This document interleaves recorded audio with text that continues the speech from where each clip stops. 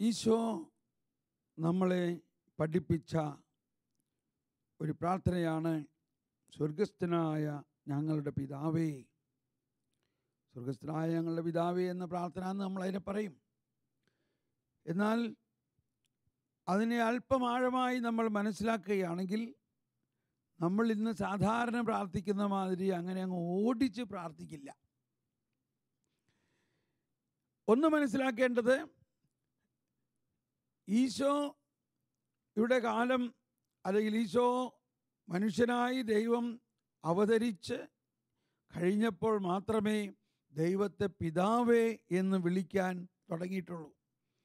അപ്പോഴേ അത് സാധിക്കുകയുള്ളൂ. അതുകൊണ്ട് തന്നെ അന്ന് വരെ ആരും ദൈവത്തെ പിതാവേ എന്ന് വിളിച്ച് പ്രാർത്ഥിച്ചിരുന്നില്ല. എന്നാൽ ഈശോ എപ്പോഴും ദൈവത്തെ ആബാ, അപ്പച്ച, പിതാവേ എന്നുള്ള ഒരു ഒഫീഷ്യൽ പേര് പോലെ അല്ല.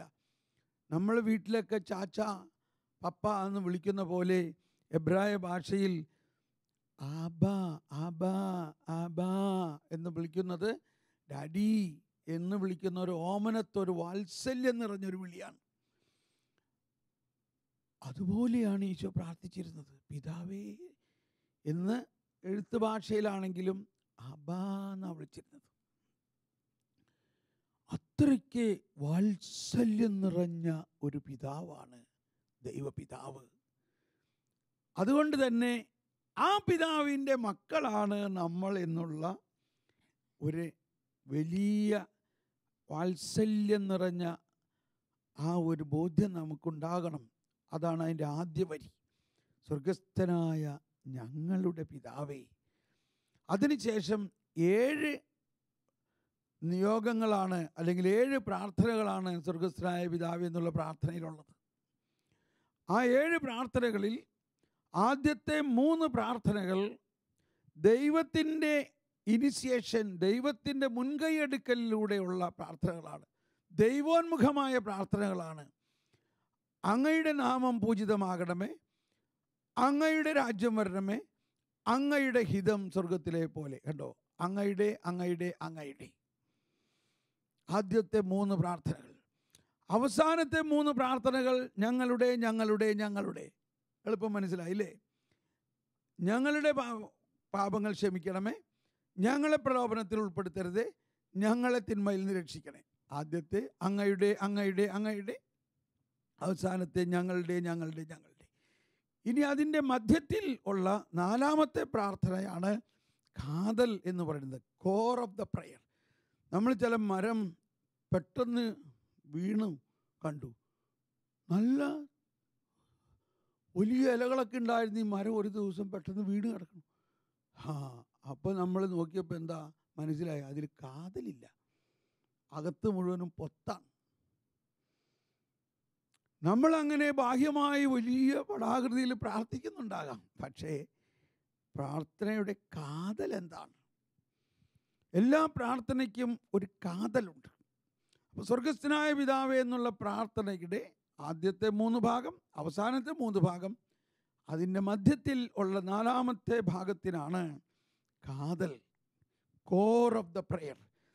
അതിതാണ്, അന്നന്ന് വേണ്ട ആഹാരം ഇന്ന് ഞങ്ങൾക്ക് നൽകണേ.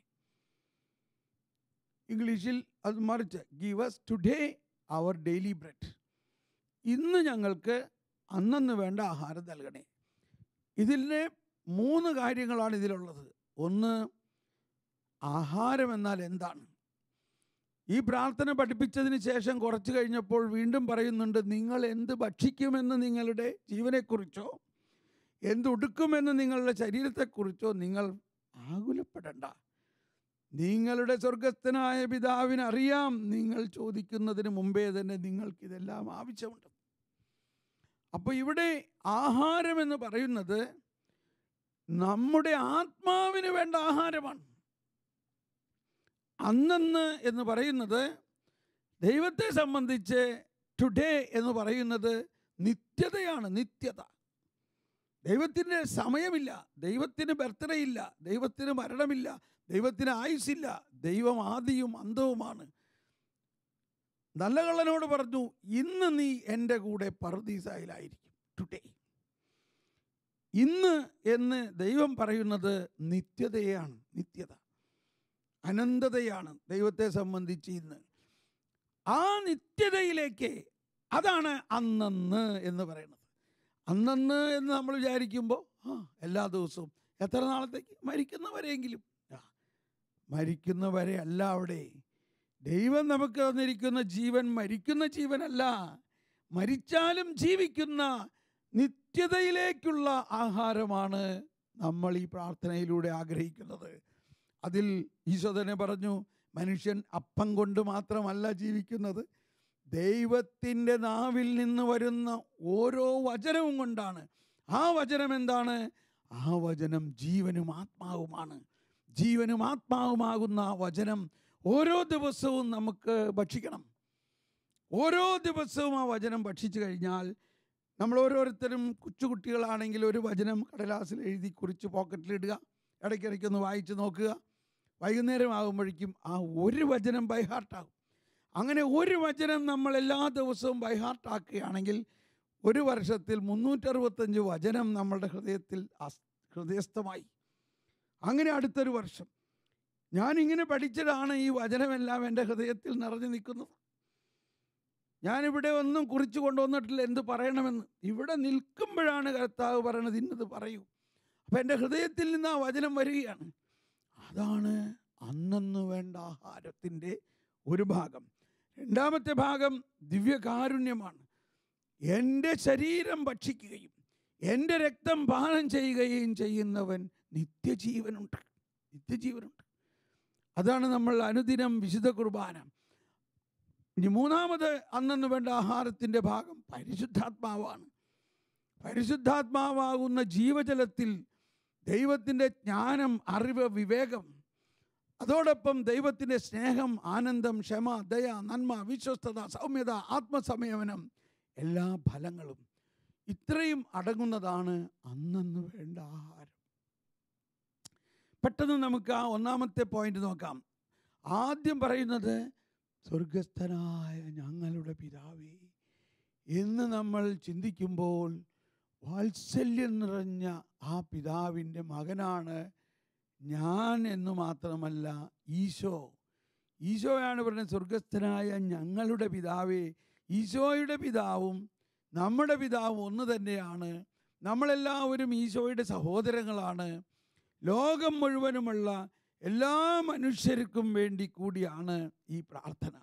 എല്ലാവരെയും ഉൾപ്പെടുത്തിക്കൊണ്ട് ഈശോ പ്രാർത്ഥിക്കുന്ന പ്രാർത്ഥനയോടൊപ്പമാണ് നമ്മൾ പ്രാർത്ഥിക്കുന്നത്, സ്വർഗസ്ഥനായ ഞങ്ങളുടെ പിതാവേ.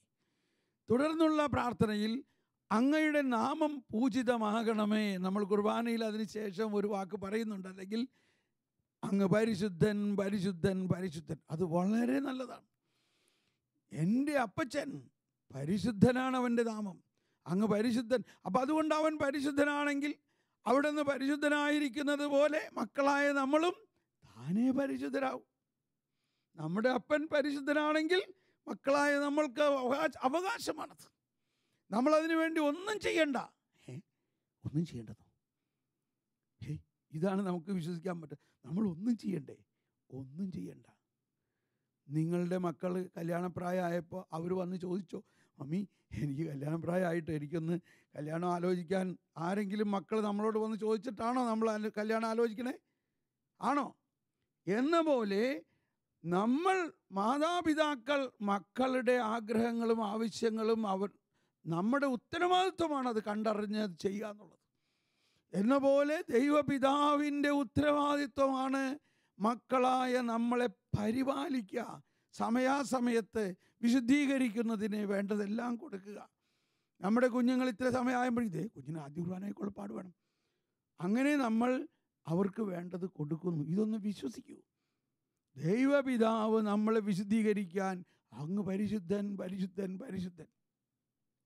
ആ പിതാവിൻ്റെ വിശുദ്ധി നമ്മിലേക്ക് താനെ ഒഴുകുന്നു എന്ന് വിശ്വസിച്ചാൽ മതി. അതിനുവേണ്ട കൂദാശകളെല്ലാം പിതാവ് നൽകിയിരിക്കുന്നു. രണ്ടാമത് അങ്ങയുടെ രാജ്യം വരണമേ. അതാണ് ഈശോയുടെ വരവ്. ഈശോയുടെ വരവിലൂടെ ഈശോ നമ്മുടെ പാപങ്ങൾക്ക് പരിഹാരം ചെയ്യുക മാത്രമല്ല, നമ്മൾ ദൈവ മക്കളാക്കിയിരിക്കുന്നു, നമ്മൾ ദൈവ കുടുംബത്തിലെ അംഗങ്ങളാക്കിയിരിക്കുന്നു.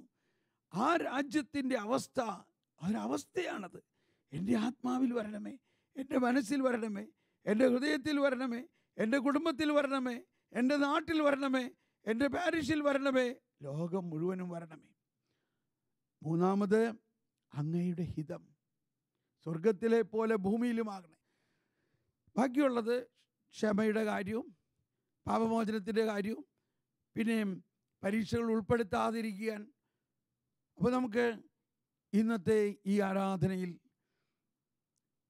നമ്മുടെ ജീവിതത്തിൻ്റെ ഏറ്റവും പ്രധാന പ്രാർത്ഥന ഈശോയും നമ്മളും ഒരുമിച്ച് പിതാവിൻ്റെ സന്നിധിയിൽ വാത്സല്യത്തോടെ പ്രാർത്ഥിക്കുക എന്നുള്ളതാണ്. സാവധാനം പ്രാർത്ഥിക്കണം, അർത്ഥം മനസ്സിലാക്കി പ്രാർത്ഥിക്കണം. നമ്മുടെ ഹിതത്തെ വിട്ടുകൊടുത്തുകൊണ്ട്, എൻ്റെ ഹിതമല്ല. 25 വർഷം മുൻപ് ഞാൻ എൻ്റെ ജോലിയെല്ലാം ഉപേക്ഷിച്ച് സുവിശേഷ വേലയ്ക്ക് ഇറങ്ങുമ്പോൾ എല്ലാവരും എതിർത്തു. എനിക്കും മനസ്സിലാവുന്നില്ല എന്തിനാണ് എന്നെ ഇങ്ങനെ ചെയ്യണേ. അപ്പോൾ ഞാൻ പ്രാർത്ഥിച്ചു, പിതാവേ, എൻ്റെ ഹിതമല്ല.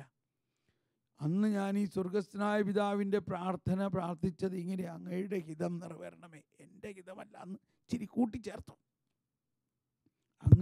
അങ്ങനെ നമ്മൾ പ്രാർത്ഥിക്കണം. എൻ്റെ ഹിതമല്ല, അങ്ങയുടെ ഹിതം. ഓ ദൈവമേ, ഞങ്ങളെല്ലാവരും ഇന്ന് ഈ ആരാധനയിൽ, ഈ പ്രാർത്ഥനയിൽ, ഈ വചന സന്ദേശത്തിൽ പങ്കെടുക്കുന്ന എല്ലാവരും ദൈവത്തിൻ്റെ ഹിതത്തിന് വിട്ടുകൊടുത്തുകൊണ്ട്, ഞങ്ങൾ ദൈവഭവനത്തിലെ മക്കളാണ്, ഞങ്ങൾക്ക് വേണ്ടതെല്ലാം പിതാവ് ഒരുക്കി വച്ചിരിക്കുന്നു. നമുക്ക് തുടർന്നുള്ള ആരാധനയിൽ അതിനുവേണ്ടി പ്രാർത്ഥിക്കാം. നമുക്ക് ആരാധനയിലേക്ക് പ്രവേശിക്കാം.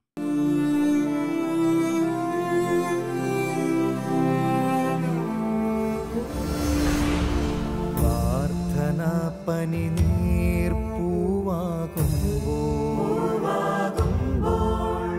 പ്രതീക്ഷ പകരും സൗരഭ്യം പ്രകാശമരുളും ദൈവം നമ്മോട് കൂടെ പ്രശാന്തി നിറയും ഹൃദയത്തിൽ ദൈവം നമ്മോട് കൂടെ. നമ്മോടൊപ്പം ദൈവം ജീവിത നിർവൃത്തി നൽകും നിമിഷങ്ങൾ. നന്മയിലേക്കു കുതിക്കും നമ്മൾ, തിന്മ മരിക്കും കൺമുൻപിൽ. ദൈവം നമ്മോട് കൂടെ. കാലം മാറും, ലോകം മാറും, കാരുണ്യം കൃപ പകരുമ്പോൾ മാധ്യസ്ഥ്യത്തിൻ സമയം ദൈവം മാനസതാരിൽ വാണിടും. ദൈവം നമ്മോട് കൂടെ, ദൈവം നമ്മോട് കൂടെ, ദൈവം നമ്മോട് കൂടെ. നമുക്ക് മുന്നോട്ടാം.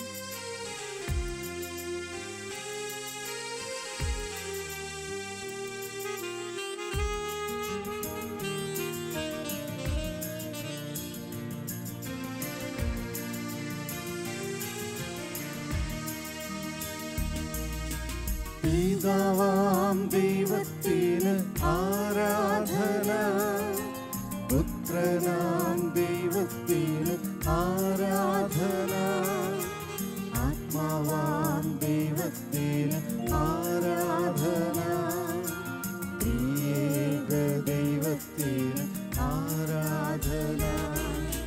പിതാവാം ദൈവത്തിന് ആരാധന, പുത്രനാം ദൈവത്തിന് ആരാധന, ആത്മാവാം ദൈവത്തിന് ആരാധന.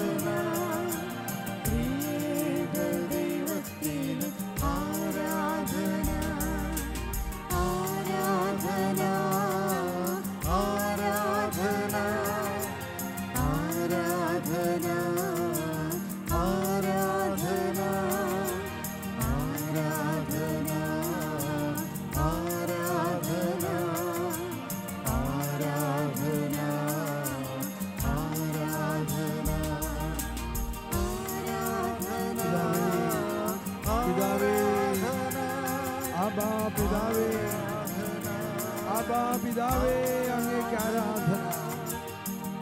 ആബാ പിതാവേ, ആബാ പിതാവേ, അങ്ങ് പരിശുദ്ധൻ, പരിശുദ്ധൻ, പരിശുദ്ധൻ. അങ്ങ് പരിശുദ്ധൻ, പരിശുദ്ധൻ, പരിശുദ്ധൻ. ആബാ പിതാവേ, അങ്ങയുടെ നാമം പൂജിതമാകണം. അങ്ങ് പരിശുദ്ധൻ, പരിശുദ്ധൻ, പരിശുദ്ധൻ. സ്നേഹമുള്ളവരെ, ഈശോ പുത്രനായി ജനിച്ചതിലൂടെയാണ് പുതിയ നിയമം ഉണ്ടാകുന്നത്. ഈശോയുടെ പുത്രത്വം പ്രപഞ്ചം മുഴുവനിലേക്കും ഒരു പുതിയ അവസ്ഥയെ നൽകിയിരിക്കുന്നു. ക്രിസ്തുവിന് മുൻപും ക്രിസ്തുവിന് ശേഷം പ്രപഞ്ചത്തെ രണ്ടായി ഭാഗിച്ചു. ഓ ദൈവമേ, ഈശോ ഞങ്ങളെ പഠിപ്പിച്ച ഈ പ്രാർത്ഥന, അതിലെ വലിയ വിസ്മയങ്ങൾ നിറഞ്ഞിരിക്കുന്നതാണെന്ന് നമ്മൾ മനസ്സിലാക്കണം. സുവിശേഷത്തിൻ്റെ സാരാംശം മുഴുവനും ഈ ഒരു പ്രാർത്ഥനയിലുണ്ട്.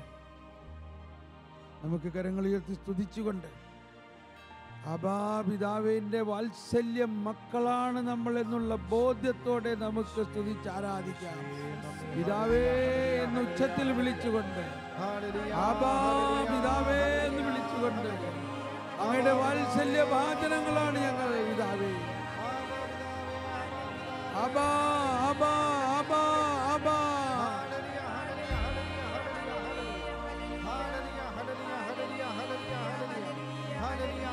ദൈവമേ, അങ്ങ് പരിശുദ്ധനാകുന്നു.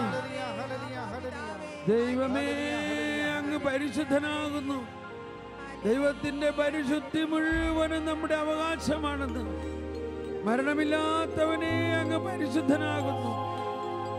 ഞങ്ങൾക്ക് വേണ്ടി ക്രൂശികൾ തറച്ചവനെ അങ്ങ് പരിശുദ്ധനാകുന്നു എന്ന് പാടി നമുക്ക് ആരാധിച്ചുകൊണ്ട് ദൈവത്തിന്റെ പരിശുദ്ധിയെ നമുക്ക് ആരാധിക്കാം.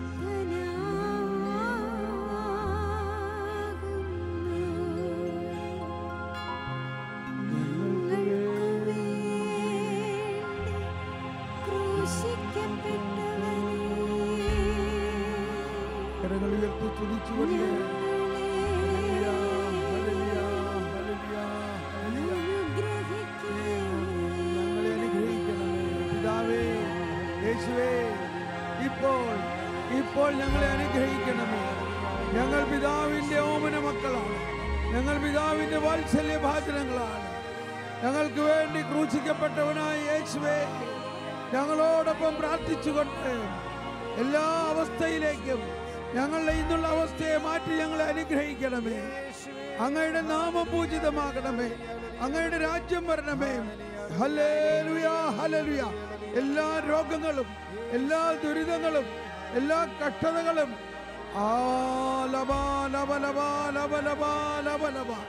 ഓ പിതാവേ, ഞങ്ങളെ അനുഗ്രഹിക്കണമേ. നമ്മുടെ എല്ലാ രോഗങ്ങളും സമർപ്പിച്ചുകൊണ്ട് ഹൃദയരോഗികളെ സൗഖ്യപ്പെടുത്തും. ഹൃദയരോഗികൾ, കിഡ്നി രോഗികൾ, ക്യാൻസർ രോഗികൾ എല്ലാവരെയും സമർപ്പിച്ച് നമുക്ക് ഉച്ചത്തിൽ സ്തുതിക്കാം. ദൈവമേ, മാറാ രോഗങ്ങൾ മാറട്ടെ.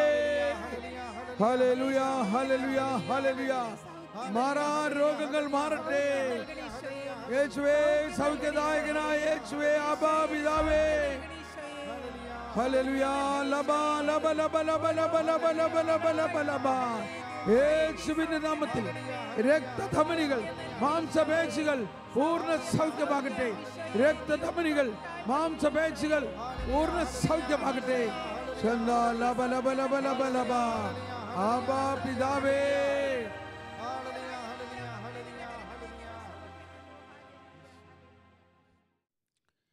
സ്നേഹമുള്ളവരെയും സ്വർഗസ്ഥനായ പിതാവേ എന്നുള്ള പ്രാർത്ഥന ഈശോ പഠിപ്പിച്ച ഏറ്റവും വലിയൊരു പ്രാർത്ഥനയാണ്. ഇത് വ്യത്യസ്തമായ രീതിയിൽ നമുക്ക് പ്രാർത്ഥിക്കാം. നമുക്ക് ഈ പ്രാർത്ഥനയിലൂടെ ലോകം മുഴുവനും വേണ്ടി മധ്യസ്ഥം വഹിച്ച് പ്രാർത്ഥിക്കാം. നമുക്ക് ആദ്യത്തെ വരിയിൽ തന്നെ നമ്മൾ ഉച്ചത്തിൽ പ്രാർത്ഥിക്കാം. സ്വർഗസ്ഥനായ ഞങ്ങളുടെ പിതാവേ, ലോകം മുഴുവൻ്റെ പിതാവ്. എല്ലാവരും കരങ്ങൾ ഉയർത്തിക്കൊണ്ട് ലോകം മുഴുവനുമുള്ള എല്ലാ ജാതി മതസ്ഥരും മനുഷ്യവംശം മുഴുവനെയും ഉൾപ്പെടുത്തിക്കൊണ്ട് നമുക്ക് പ്രാർത്ഥിക്കാം. സ്വർഗസ്ഥനായ ഞങ്ങളുടെ പിതാവേ, മനുഷ്യവംശത്തിന്റെ പിതാവേ. ഈശോ നമുക്ക് വേണ്ടി പ്രാർത്ഥിക്കുന്നു. ഈശോ നമ്മോടൊപ്പം പ്രാർത്ഥിക്കുന്നു. അങ്ങയുടെ നാമം പൂജിതമാകണമേ. അങ്ങ് പരിശുദ്ധൻ, പരിശുദ്ധൻ. അങ്ങയുടെ പരിശുദ്ധി ഞങ്ങളിലേക്ക് ഒഴുകണമേ. അങ്ങയുടെ പരിശുദ്ധി ഞങ്ങളിലേക്ക് ഒഴുകണമേ. അങ്ങയുടെ പരിശുദ്ധി ലോകം മുഴുവനിലേക്ക് ഒഴുകണമേ. അങ്ങയുടെ രാജ്യം വരണമേ. അങ്ങയുടെ രാജ്യം വരണമേ. മധ്യസ്ഥ പ്രാർത്ഥനയിലൂടെ അങ്ങയുടെ രാജ്യം വരണമേ. എല്ലാ ജാതി മതസ്ഥരിലും അങ്ങയുടെ രാജ്യം വരണമേ. എല്ലാ ഭീകരരിലും അങ്ങയുടെ രാജ്യം വരണമേ.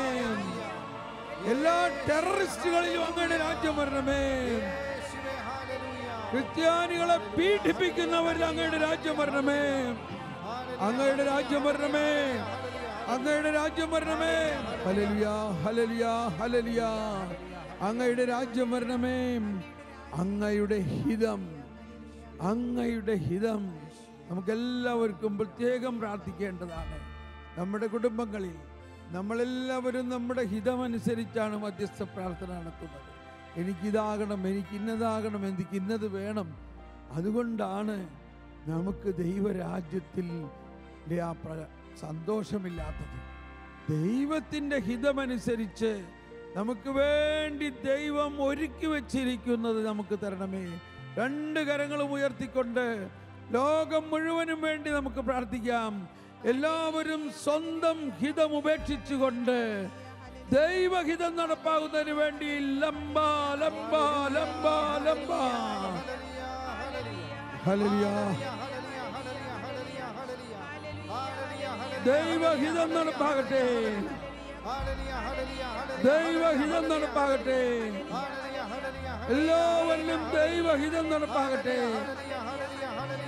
ദൈവഹിതം നടപ്പാകട്ടെ. ഹല ബല ഹല ബല ഹല ബല. നമ്മൾ ലോകം മുഴുവനും ഭൗതികമായ ആഗ്രഹങ്ങൾക്ക് വേണ്ടിയാണ് പ്രാർത്ഥിക്കുന്നത്. ഈശോ പറയുന്നത് ഇതാണ്: നിങ്ങൾ എന്ത് ഭക്ഷിക്കുമെന്നതിനെ കുറിച്ചോ നിങ്ങൾ എന്ത് ധരിക്കുമെന്നതിനെ കുറിച്ചോ ആകുലപ്പെടേണ്ടതില്ല. നിങ്ങളുടെ സ്വർഗസ്ഥനായ പിതാവിനറിയാം നിങ്ങൾക്കിതെല്ലാം വേണമെന്ന്. അതുകൊണ്ട് ആദ്യം നിങ്ങൾ ദൈവരാജ്യവും ദൈവനീതിയും അന്വേഷിക്കുവിൻ.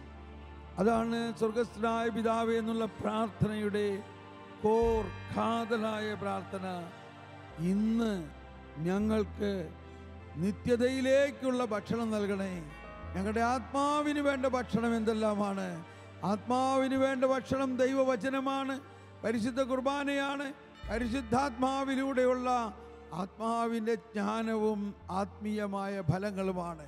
വരുവിൻ, നമുക്ക് ജനം മുഴുവൻ്റെയും പ്രാർത്ഥന ആത്മീയമായ ഈ ഭക്ഷണത്തിന് വേണ്ടിയാകാൻ വേണ്ടി നമുക്ക് പ്രാർത്ഥിക്കാം. ഹല്ലേലൂയ, ഹല്ലേലൂയ, ഹല്ലേലൂയ, ഹല്ലേലൂയ,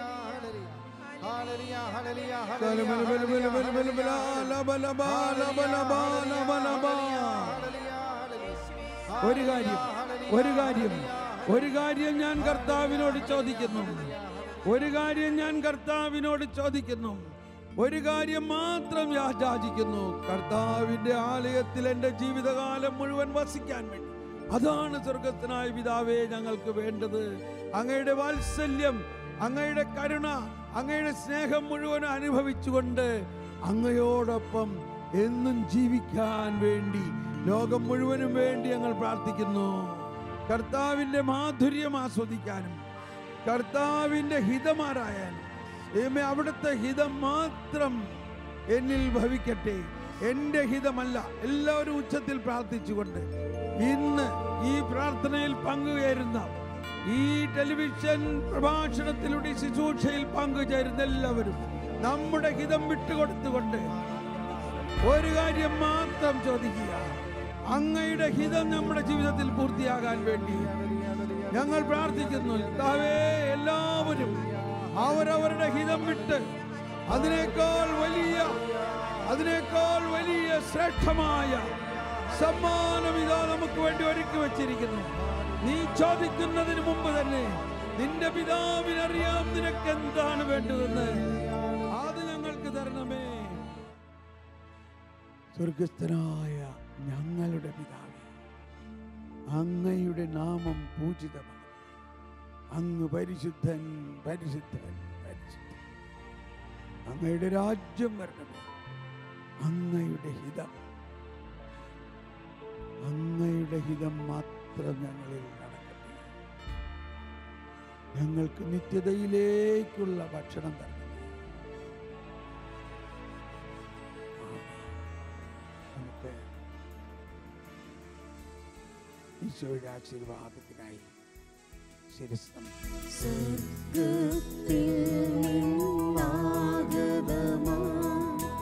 ജീവൻ നൽകുമൊരപ്പം നീ, മർത്യനുമുക്തി പകർന്നരുളും നിത്യമഹോന്നതമപ്പം നീ, നിത്യമഹോന്നതമപ്പം നീ.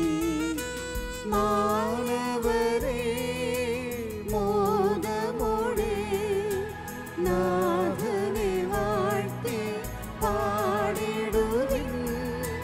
ദൈവത്തിൻ പരിപാവനമാം സന്നിധി ചേർന്നു വണങ്ങിടുവിൻ. സന്നിധി ചേർന്നു വണങ്ങിടുവിൻ. സ്വർഗ്ഗത്തിൽ നിന്നാഗതമാം ജീവൻ നൽകുമൊരപ്പം നീ, മർത്യനുമുക്തി പകർന്നരുളും നിത്യമഹോന്നതമപ്പം നീ, നിത്യമഹോന്നതമപ്പം നീ. പരിശുദ്ധ ശരീരത്താലും വിലയേറിയ രക്തത്താലും പാപത്തിൻ കറകളിൽ നിന്നും മർത്യനു നീ മോചനമേകി. സകലേശാദിവ്യകടാക്ഷം തൂകണമേ വത്സലസുതരിൽ. നന്മലരായി ജീവിച്ചിടുവാൻ